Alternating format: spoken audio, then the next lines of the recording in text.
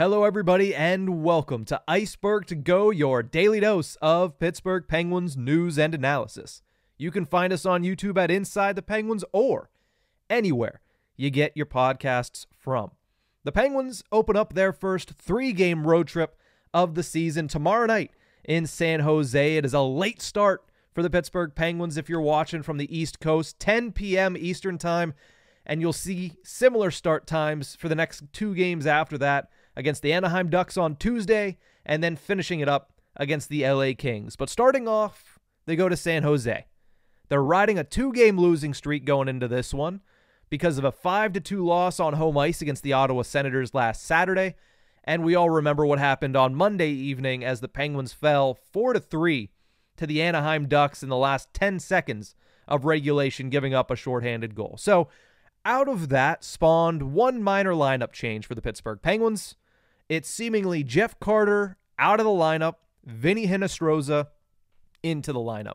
The Penguins showed a glimpse of this change yesterday at UPMC Lemieux Sports Complex in Pittsburgh during practice, and they continued to double down on it today as they practiced in Northern California. Vinny Hinostroza still taking line rushes with the fourth line. I talked about that on a brief emergency episode of Ice-Burgh To Go, so go ahead back in the feed, whether you're listening on the podcast feed or whether you're watching us on YouTube at Inside the Penguins. You can find a full breakdown of that lineup change, why it needed to happen, although I'm sure most of you know, and what Hinostroza brings in replacing Jeff Carter, at least seemingly, for tomorrow night's game. But regardless of who's playing, the Pittsburgh Penguins have literally no reason to lose this game tomorrow to the San Jose Sharks. Going into this one, the Sharks are as low as any team I think has ever been entering a game against the Pittsburgh Penguins. They are 0-9-1 on the season. They have one standings point through 10 games. Historically low paces for the San Jose Sharks that are putting a capital T in tanking this year. They just lost last night on Thursday night, 10-1 on home ice to the Vancouver Canucks. And they have scored 10 total goals in their first 10 games. Think about that for a second. They gave up 10 goals in one game yesterday, but they have scored 10 goals in all 10 of their games. Not 10 each, 10 total in 10 games. That is absolutely horrendous. Not only that, which is clearly far and away the lowest amount of goals scored by an NHL team this season, they have allowed 45, which is also worst in the National Hockey League. This, I understand, there's parity in the NHL and you can lose any given night. But considering the team the Penguins have, whether they're last in the Eastern Conference or not, the talent that they have, the top-tier talent that they have, they should not be losing to the San Jose Sharks tomorrow. Just in general, based on the teams on paper, based on what we've seen the teams play like, because it's not like the Penguins have been 3-6-0 and have looked horrible in every single game. They've looked good, at least at points, in almost every game they've played this season. The Sharks cannot say that. You have to go out there, set the tone for not just the night, but set the tone for the road trip in the positive manner. Not only is it Penguins who've been half decent at least throughout most of the season versus Sharks who have not played an iota of positive hockey this season.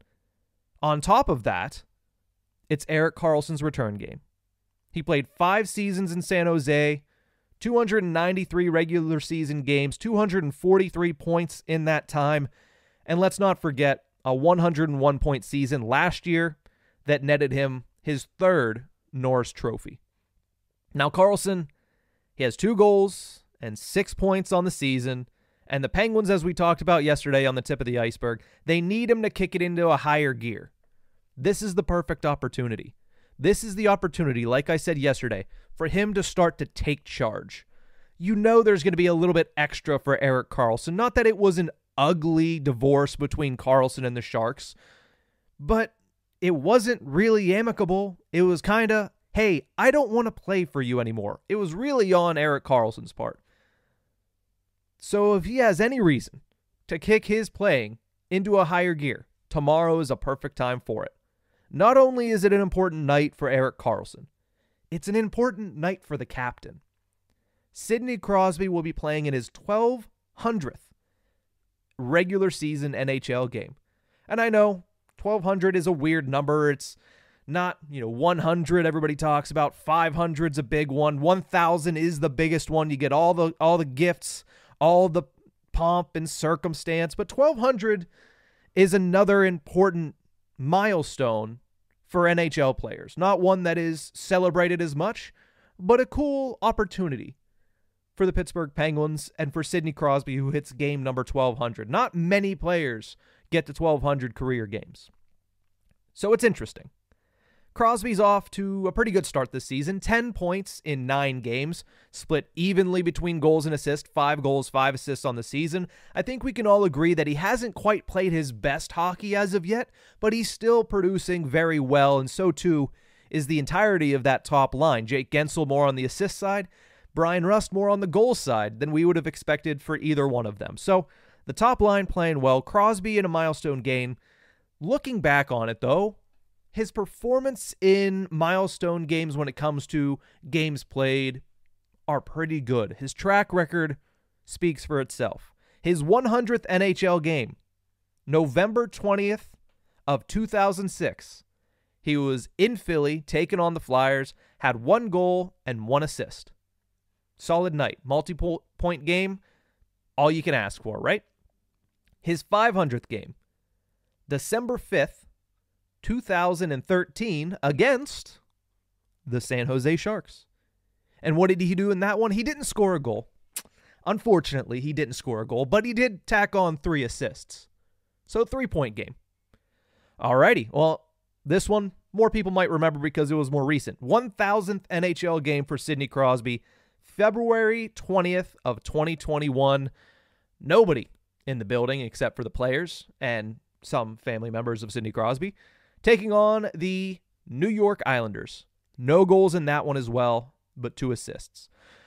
So you could almost expect a multi-point game from Sidney Crosby. And the only other time he's played the Sharks, in one of these instances, he put up 3 assists. And again, what are trends but history that we can parcel out and try to make predictions on?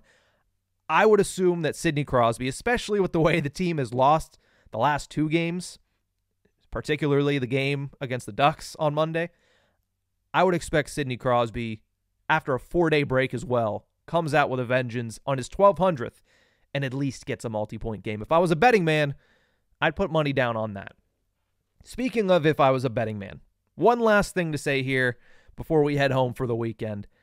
If I was a betting man, here we go again, I would say one of Mikael Granlund or Jan Rutta end up making an impact in tomorrow's game. Whether that's scoring a goal or, more than likely, recording a multi-assist game.